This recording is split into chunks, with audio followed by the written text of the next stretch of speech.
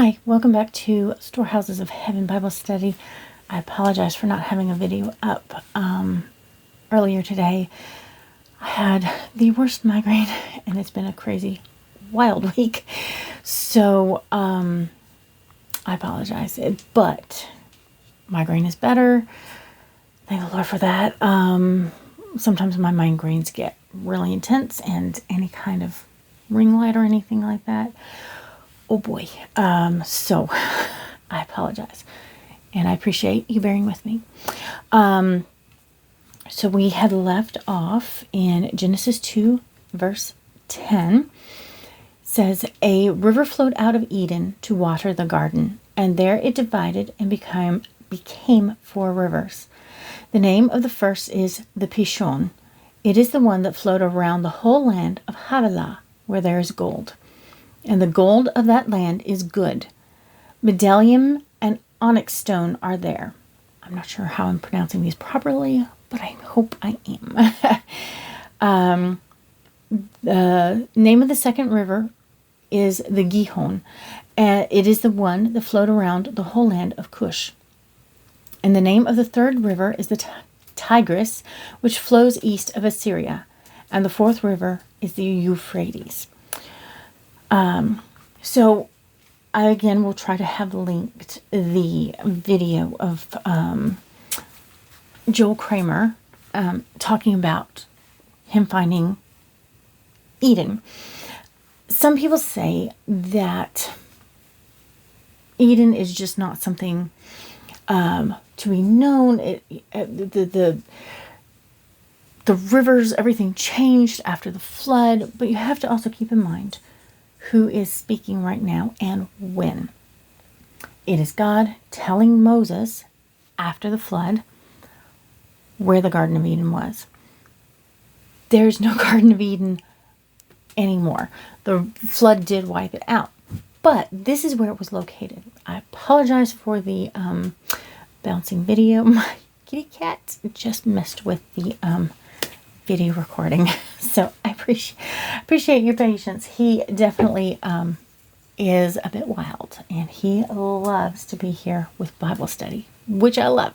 He's a silly goose, but he's one of my youngest kitty cats, and definitely is playful. He also just loves to be around people. He's called Romeo for a reason. He loves everything. He just has love. So Joel Kramer is talking about how he went and he found where the Garden of Eden most likely was located, roughly. So the first river, it does not have, again, I am blanking. It's like I watch it and then my brain just spaces. I should take better notes, and I apologize. I'm not doing a great job on that. But the video of Joel Kramer, where he's finding Eden, he talks about how the land that is of gold is Iraq. It was basically located in Iraq. And so he goes and he finds a riverbed that, he starts with the big boulders and he ends up with the same rocks, the same material, but they're tiny pebbles way down the river. And this river was huge, and it shows all the different rivers and the tributaries and everything, and he explains it in such incredible detail. I highly recommend you watch it. Even though I had it linked before, I'm going to link it again, because this is just like the perfect time for you to look at this. But you have to keep in mind when God is talking to Moses. Also, why is God telling Moses where the Garden of Eden was? Why is he telling us? Well, because it matters. Oh, sorry, kitty cat is playing. So it matters. Locations matter to God, and they matter to us because they matter to God. And also, it's just something that is a part of God that he gave us, is to care about times, places, historical things, history, because those histories are important to our future and our current situation. So that's one thing to keep in mind. Yes, eventually God's going to just start over, wipe everything out, start over. But that's not for at least 2,000 years. And according to Revelation. And so he has this for a reason. He values people. He values places. He values the history. He values our current time. And he values our future. Mostly because we are valuable. And what came before, those were living, breathing people who came before, and they were valuable. And the context is important, and it's valuable. So that's why God is engaging us and letting us kind of immerse ourselves in this. Even in just a few short sentences, he's just saying, okay, hey, look, this is important, and this is where it was. Okay, and so now God continues. The Lord God took man and put him in the Garden of Eden to work it and keep it.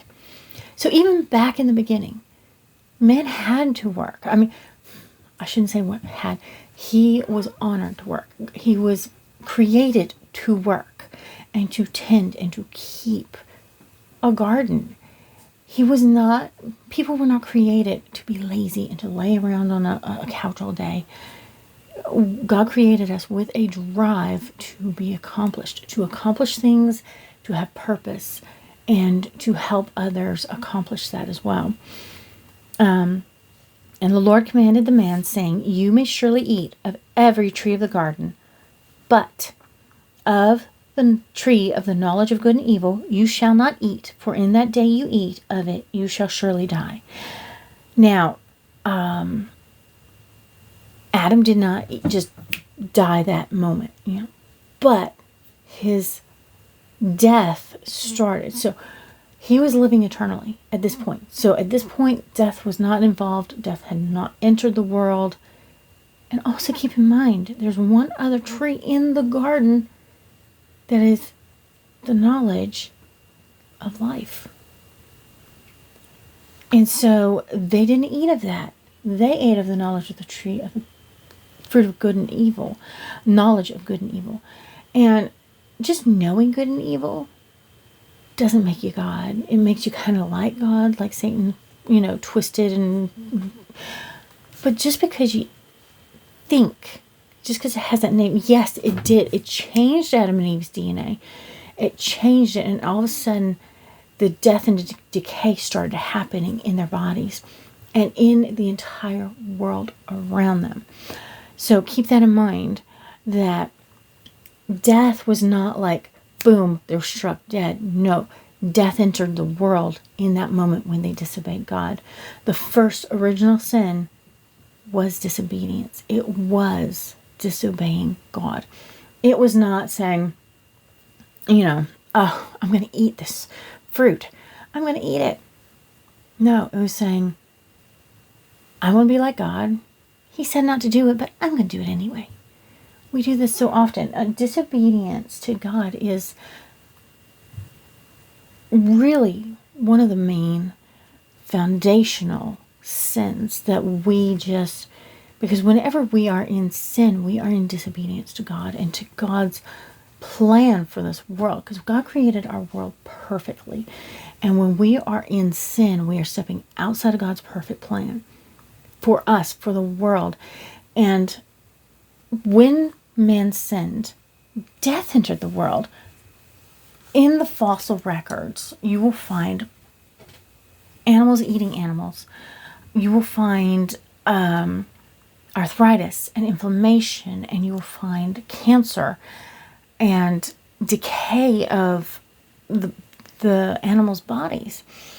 And that never happened until man and woman sinned and disobeyed God. That is the most key element